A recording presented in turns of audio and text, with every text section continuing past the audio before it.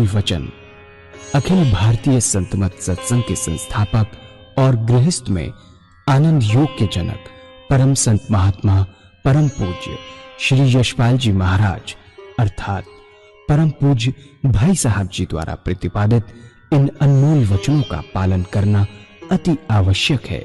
ये वचन हमारी गृहस्थ आध्यात्मिक साधना के लिए मूलभूत सिद्धांत हैं, जो इस प्रकार हैं।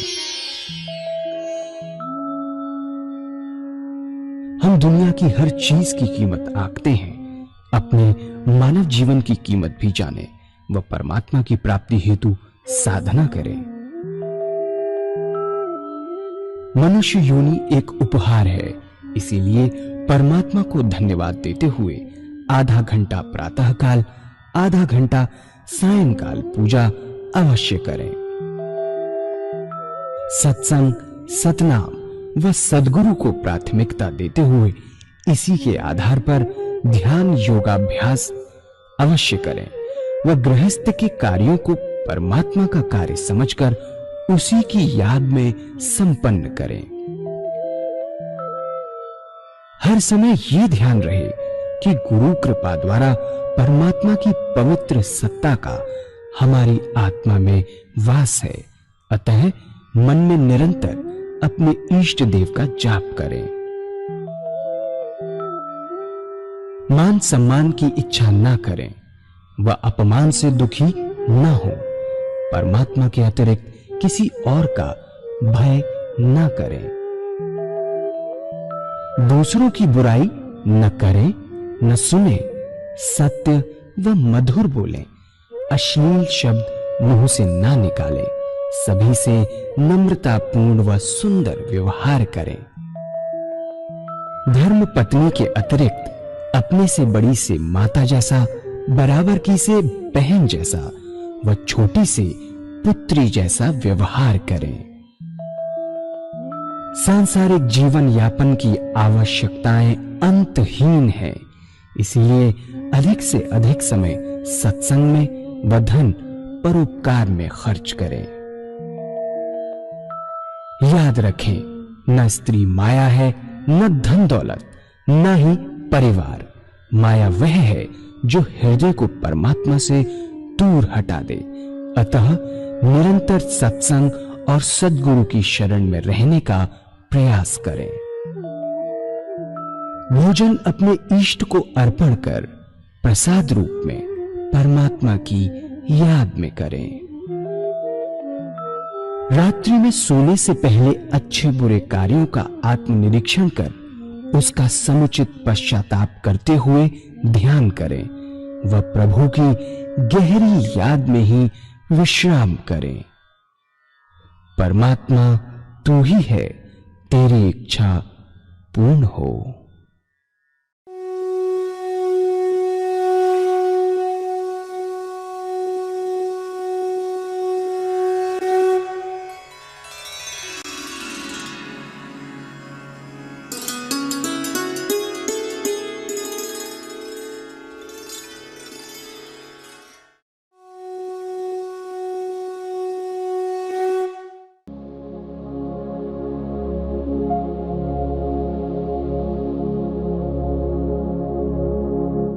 जय सद्गुरुदेव जय पद शरणं श्री यशरूप चरणों शरणं।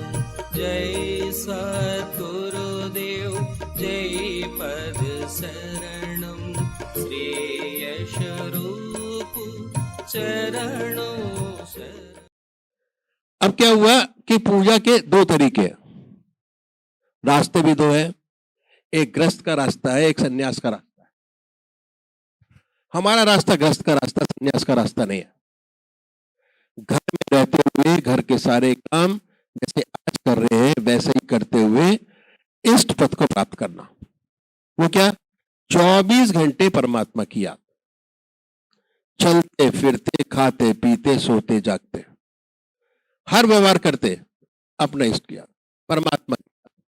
दूसरा निष्काम कर्म। ये दो चीजें हैं जो हमें बहुत ऊंचाई तक ले जा सकती है। दोनों चीजें तब करना क्या है कि हमने निश्चित कर लिया कि परमात्मा का कौन सा स्वरूप आपको सबसे ज्यादा अच्छा लगता है, कौन सा नाम आपको सबसे ज्यादा अच्छा लगता है। दो चीजें आपने चूज की, नाम और स्वरूप। बड़े प्यार से घर के अंदर बैठिए, धूप दीप जलाएं, सुख आसन, जिस आसन पर बैठे ये हमारा आसन है, बहुत सुंदर आसन है। कपड़े बड़े आराम से पहनिए, लूज कपड़े, बड़े प्यार से बैठिए। उसके बाद जो आपका इष्ट है, जिसको चुना है, अगर आपने राम जी को चुना है या आपको गोविंदा जी को चुना है या आपको शिवडू को चुना है, जो आपने चुना है उनकी मूर्त अपने सामने बनाइए, ये समझ के कि वो सह शरीर हमारे सामने विद्यमान है। अब मूर्त में नहीं है, शक्ल में नहीं है, फोटो में नहीं है, हमारे सामने शरीर के साथ बैठे हुए सामने। कैसे? अगर शिव को बनाएंगे तो कैसे बनाएंगे? बड़े प्यार से। देख, पेंटर बनाता है, पेंटर कैसे बनाएगा? अगर उसको कहा जाए कि शिव की मूर्त हमारे सामने बना दीजिए तो बड़े प्यार से अपने आंखों उसके सामने शिव की मूर्त बना देगा, और बाय थॉट, ख्याल से करना है काम, ऊपरी मन से नहीं, ख्याल से करिए, बड़े प्यार से करें। अपने सामने शिव की मूर्त बनाइए, आंख मीचिए, सामने शिव को देखिए, बड़ी बड़ी आंखें हैं, गोल चेहरा है, जटाएं हैं, सर्पों की माला है, लिप्त हुए उसी को देखिए, ना कोई विचार आए ना ख्याल आए संसारिक। पर होता क्या है कि जैसे वे पौधे शुरू करते हैं, ऐसे ऐसे विचार हमारे सामने आते हैं जो जिंदगी में कभी सोचे नहीं होंगे, क्योंकि 24 घंटे हम, जो हमारी वृत्ति है, बाहर की वृत्ति है, बाहर का देखते हैं, घर का सोचते हैं, बच्चों का सोचते हैं, समाज का सोचते हैं, परिवार का सोचते हैं। तो जैसे ये काम करेंगे, ऐसे तरह तरह के विचार हमारे सामने आएंगे जो हमने जिंदगी में कभी सोचे नहीं होंगे, ऐसे विचार आते हैं। और इतना वेग उनका पक्का होता है कि मन के अंदर ये होता है कि भाई छोड़ के अलग खड़े हो जाओ, छोड़ो, ये बेकार की चीज है, करने की कोई जरूरत नहीं है। पर असली चीज यही है, नाम। आनंद नाम में ही है। कोई भी चीज आप ले ले, खाने की, पीने की, आनंदित होंगे, और उसका जो एंटी इफेक्ट है आपके शरीर पर दिखाई देगा। पर राम नाम का नाम जो ऐसा है कि जितना ज्यादा आप लेते चले जाएंगे उतने आनंदित होंगे, और उसका जो पॉजिटिव इफेक्ट है वो आपके शरीर पर आएगा, नेगेटिव कोई इफेक्ट आपके शरीर के अंदर नहीं आएगा। बड़े आराम से बैठ के कर सकते हैं। तो हमने अपने सामने बनाया, और जब सामने बन जाए उसको अपने हृदय में उतारिए। पहले बनाने में दिक्कत आएगी, बनाएंगे 1 बार, 2 बार बनाएंगे, 3 बार बनाएंगे। ये इंडिविजुअल मेडिटेशन है जो सुबह हम बताते हैं, आधा घंटा सुबह पूजा और आधा घंटा सायंकाल पूजा, 20 मिनट मेडिटेशन इसके अंदर। उसके बाद जो आप काम करते हैं आज, वो वैसे के वैसे आपको पूरे करने हैं, उसमें कोई चेंजेस नहीं। हमने आपके रूटीन में ध्यान अपने इष्ट का ऐड किया, सबट्रैक्ट नहीं किया कुछ। जो जिंदगी आज चल रही है वैसी चलाइए, उसके अंदर ये नाम आधा घंटा सुबह और आधा घंटा सायंकाल ऐड कीजिए, क्योंकि परमात्मा ने हमें बड़ा सुंदर सोचने का मौका दिया, और कर्म करने का शक्ति दी, और कर्म करने का अधिकार दिया। और कोई योनि ऐसी नहीं है जिसमें हमको कर्म करने का अधिकार दिया हो, पहली चीज। दूसरा, कोई भी योनि ऐसी नहीं है जिसके अंदर परमात्मा ने 100 साल की उम्र आपको दराज की है। किसी योनि की 20 साल है, किसी की 10 साल है, किसी की 15 साल है। परमात्मा ने बड़ा सुंदर मौका दिया कि 100 साल की उम्र के अंदर इस काम को पूरा किया जाए और परमात्मा की ओर बढ़ा जाए। तो ये सामने बना लिया अपने सामने। जब हमने मूर्त सामने बना ली तो शुरू में नहीं होगा, उसके बाद धीरे धीरे धीरे धीरे होना शुरू हो जाएगा। दूसरा, हमारे यहाँ सत्संग हम करते हैं, दैट इज ग्रुप मेडिटेशन।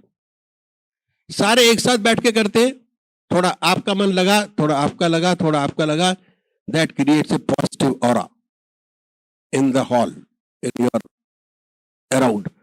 जो दूसरा आदमी जिसका मन नहीं लगता, वो जाके अगर बैठेगा तो उसका मन लगेगा, और बड़ी सुंदर स्थिति होती है। इतनी शांति और आनंद वाला हिसाब किताब है कि जो इसको अनुभव करता है वही बता सकता है, दूसरा आदमी इस अनुभव को बता नहीं सकता। तो ये है साकार पुजारियों की पूजा जो मैंने आपके सामने रखी।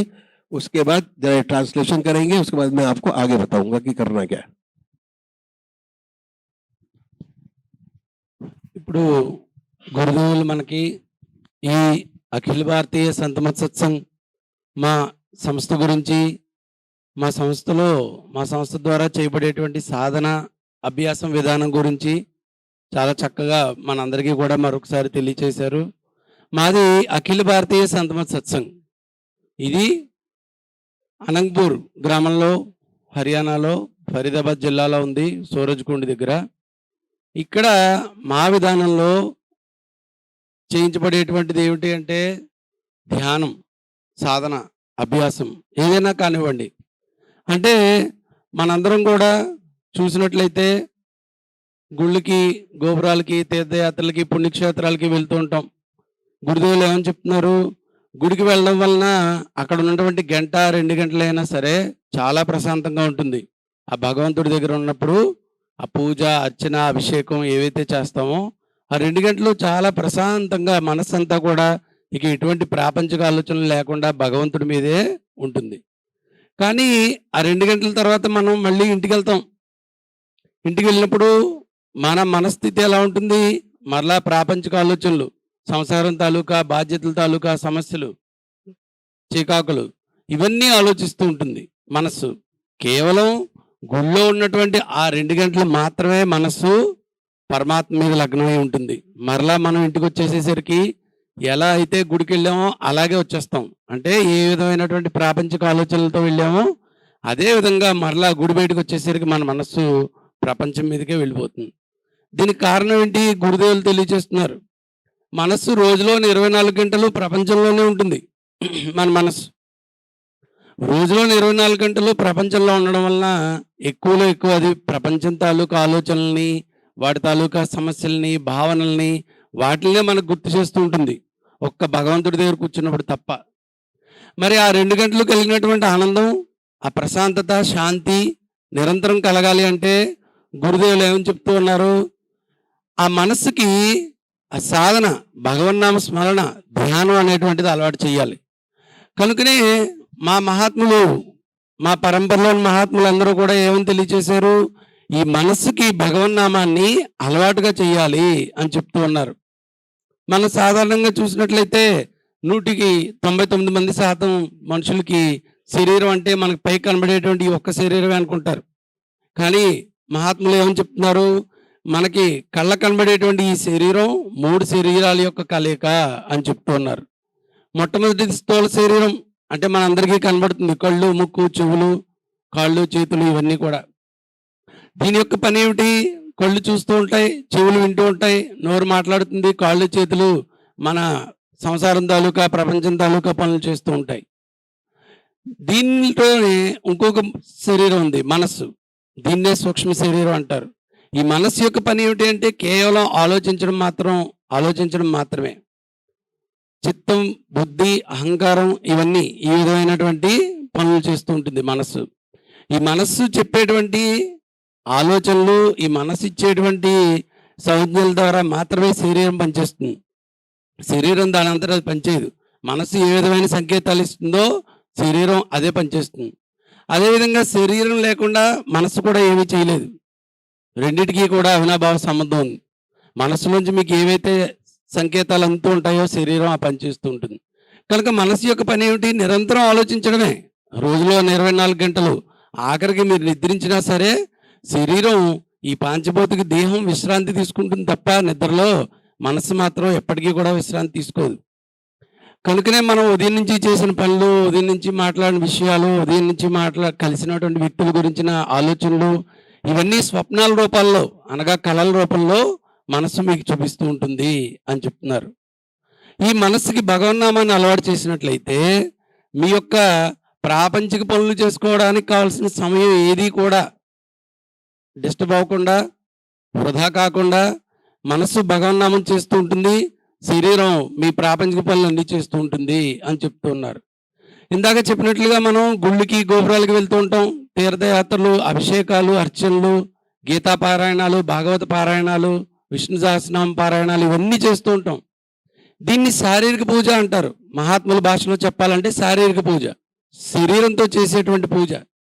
ఇది కొంచెం సేపు చేసేసరికి మనకు అలసట వచ్చేస్తుంది, శరీరానికి ఎక్కువసేపు చేయలేం. దీనికే మానసిక పూజగా మార్చుకుంటే కలిగేటువంటి లాభం ఏమిటి అనేటువంటిది మహాత్ములు తెలియచేస్తున్నారు. ఎక్కువసేపు చేయొచ్చు. మానసిక పూజలోకి మారినట్లయితే, శారీరక పూజ నుంచి మానసిక పూజలోకి మారినట్లయితే దాని యొక్క లాభం చాలా ఎక్కువ ఉంటుంది అని చెప్తున్నారు. మరి మనసు ద్వారా ఎలా పూజ చేయాలి అంటే, ఒక ఇష్టదైవాన్ని నిశ్చయించుకోవాలి. మనకి చాలామంది దేవీ దేవతామూర్తులు ఉన్నారు, అలాగే భగవంతుడి యొక్క నామాలు చాలా ఉన్నాయి, మనందరికీ కూడా తెలుసు. మరి ఈరోజు విష్ణుమూర్తిని, రేపు శివుడిని, ఎల్లుండ హనుమంతుడిని, ఆ తర్వాత అమ్మవారిని, ఇలాగ ఒక్కొక్కరిని పూజించుకుంటూ ధ్యానించుకుంటూ వెళితే మనస్సు మాత్రం ఏకాగ్రత చెందడం అనేటువంటిది జరగని పని. గురుదేవులు ఏమని చెప్తున్నారు, ఎప్పటి వరకు అయితే మనస్సు ఏకాగ్ర చిత్తానికి ఆ స్థితికి రాదో, అంటే మనస్సులో ఎటువంటి ఆలోచనలు లేనటువంటి శూన్య స్థితి రావాలి మనస్సుకి, అప్పుడే అది అసలైనటువంటి ఆనందాన్ని పొందుతుంది. చూడండి, మనం శరీరానికి రకరకాలైన సుందరమైన వస్త్రాలు తొడుగుతాం, కొత్త బట్టలు. కొద్ది రోజులు అయ్యేసరికి అవి పాత బట్టలు అయిపోతాయి. రకరకాలైనటువంటి రుచులు తినిపిస్తూ ఉంటాం ఈ శరీరానికి. ఒక కూర లేదా ఒక భోజనం ఇష్టమైనటువంటిది ఒక రోజు తింటాం, 2 రోజులు తింటాం, 3వ రోజు దాని మీద కూడా మొహమ్మొత్తేస్తుంది. అంటే మహాత్ములు చెప్తున్నారు, ఆనందం అనేది ఎందులో ఉంది? శరీరం పొందేటువంటి ఆనందంలో శాశ్వతమైన ఆనందం లేదు. మనస్సు పొందేటువంటి ఆనందమే శాశ్వతమైన ఆనందం. ఈ మనసుకి ఆనందం, శాంతి, ప్రశాంతత కలగాలి అంటే దీని వెనకాల ఇంకొకటి ఉంది, అదే ఆత్మ. దీన్నే కారణ శరీరం అని అంటారు. మూడవది, ఈ ఆత్మ నిత్యము చైతన్యం మరియు ఆనందమయ స్థితిలో ఉంటుంది. ఈ ఆత్మ నుంచే మనసుకి, శరీరానికి కావాల్సినటువంటి శక్తి కానీ, ఆనందం కానీ, తేజస్సు కానీ, ఇవన్నీ కూడా ఆత్మ నుంచి వస్తూ ఉంటాయి. ఎప్పుడైతే ఈ ఆత్మ అనేది శరీరంలోంచి వెళ్ళిపోయిందో మనందరికీ బాగా తెలుసు, ఇక ఆ శరీరం పనిచేయదు, బయటికి తీసుకెళ్ళిపోతారు. వృధా, స్థూల శరీరం వృధా, దానిలో ఉన్న సూక్ష్మ శరీరం కూడా వృధా అయిపోతుంది. కనుక మొత్తం పని అంతా కూడా ఈ కారణ శరీరం అనగా ఆత్మ అనేటువంటిది ఏదైతే ఉందో అదే చేస్తూ ఉంటుంది. ఆనందం కానీ, శాంతి కానీ, ఇవన్నీ కూడా ఆత్మలో ఉంటాయి. ఈ మనసుకి భగవన్నామం అలవాటు చేయడానికి ఇప్పటిదాకా మనం శారీరక పూజ చాలాసార్లు చేసాం, అర్చన, అభిషేకం, పూజ, ఇవన్నీ కూడా. మానసిక పూజలోకి రమ్మంటున్నారు మహాత్ములు. కొద్దిగా మానసిక పూజ కూడా చేసి చూడండి కొన్ని రోజులు, దాని యొక్క ఫలితం ఎలా ఉంటుందో చూడండి అంటూ ఉన్నారు. మనస్సుని భగవంతుడి యొక్క నామస్మరణ లేదా పరమాత్మ యొక్క రూపంపై లగ్నం చేయాలి. మనకి చూస్తే చాలా దేవీ దేవతామూర్తుల యొక్క స్వరూపాలు ఉన్నాయి, భగవంతుడి యొక్క అనేక నామాలు ఉన్నాయి. కానీ ఏదో ఒకటి నిశ్చయం చేసుకోమంటున్నారు గురుదేవులు. పరమాత్మ యొక్క ఏదో ఒక రూపాన్ని నిశ్చయించుకుని మీరు ఏ గుడికి వెళ్ళినా, ఏ మందిరంకి వెళ్ళినా, ఏ పుణ్యక్షేత్రంకి వెళ్ళినా అక్కడే మీ ఇష్టదేవి యొక్క రూపాన్ని చూడాలి. అదేవిధంగా పరమాత్మ యొక్క నామాలు చాలా ఉన్నాయి, భగవంతుడి నామాలు. ఏదో ఒక ఇష్టదేవ నామాన్ని మనం నిశ్చయించుకోవాలి. అది ఎలా తెలుస్తుంది అంటే దాన్ని ఎవరు అడగవలసిన అవసరం లేదు అని చెప్తున్నారు. ఎవరిని అడగక్కర్లేదు. భగవంతుడి యొక్క ఏ రూపాన్ని నిశ్చయించుకోవాలి లేదా పరమాత్మ యొక్క ఏ నామాన్ని తీసుకోవాలి అనేది ఎవరిని అడగద్దు. మీ ఆత్మను అడగండి, మీ మనస్సును అడగండి. భగవంతుడి యొక్క ఏ రూపాన్ని ఎక్కువగా చూస్తూ ఉంటే మీ మనసుకి శాంతి, ఆనందం కలుగుతుందో అదే మీ ఇష్టదేవి యొక్క రూపం. పరమాత్మ యొక్క ఏ నామాన్ని ఉచ్చరిస్తూ ఉంటే, నామజపం చేస్తూ ఉంటే మీకు ఆనందం కలుగుతుందో అదే మీ ఇష్టదేవి యొక్క నామం. ఇది మన ఆత్మ మనకి తెలియచేస్తుంది. దీన్ని ఎవరిని అడగవలసిన అవసరం లేదు. ఇప్పుడు మనం ఏం చేసాం? ఇష్టదైవాన్ని నిశ్చయించుకున్నాం, పరమాత్మ యొక్క రూపాన్ని లేదా నామాన్ని. కొంతమందికి భగవంతుడి యొక్క రూపం ఇష్టం. ఆ పరమాత్మ యొక్క రూపాన్ని అలా చూస్తూ ఉంటే పైనుంచి కింద దాకా ఆపాదమస్తకం చాలా ఆనందం కలుగుతుంది. ఉదాహరణకి శివభక్తులు అనుకోండి, పరమేశ్వరుడు భక్తులు కళ్ళు మూసుకోగానే ఆ పరమాత్మ యొక్క రూపం, ఆ ఇష్టదేవి యొక్క రూపం భావన ద్వారా, మనసులో మన యొక్క భావన ద్వారా ఆ ఇష్టదేవి యొక్క రూపాన్ని తలుచుకున్నట్లయితే చాలా ఆనందం కలుగుతుంది. ఒక పెయింటర్ ఉంటాడు, చిత్రకారుడు, పరమేశ్వరుడు, ఈశ్వరుడు ఫోటో వేయమన్నాం అనుకోండి, పైనుంచి కింద దాకా చకచకా గీసేసి ఇచ్చేస్తాడు. ఎందుకని?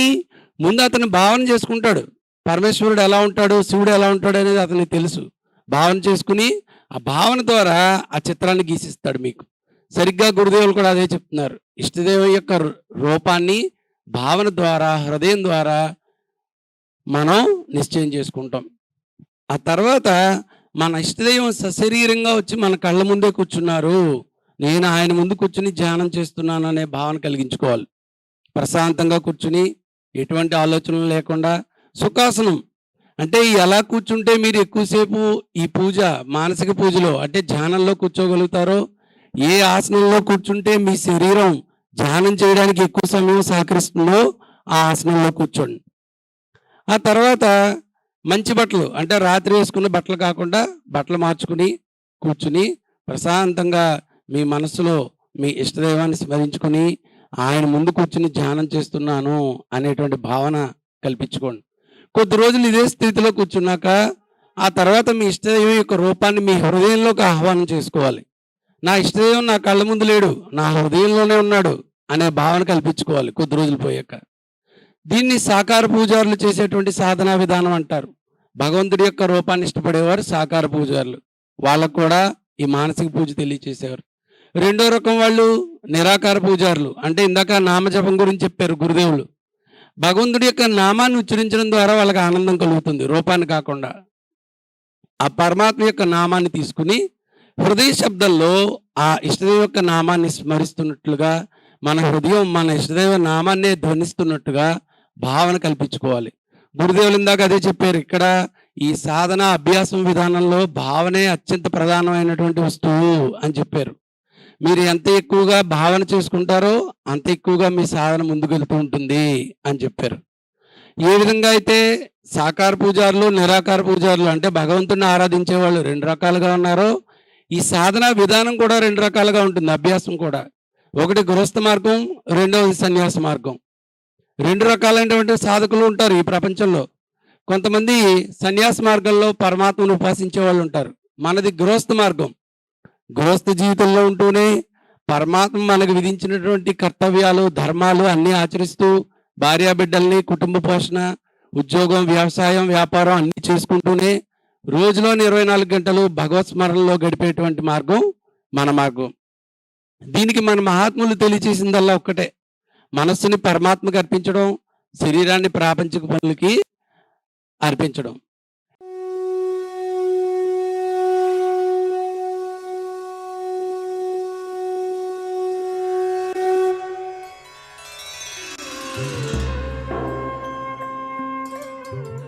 ध्यान योग के कार्यक्रम आनंद योग से निशुल्क जुड़ने के लिए संपर्क करें 9810239677।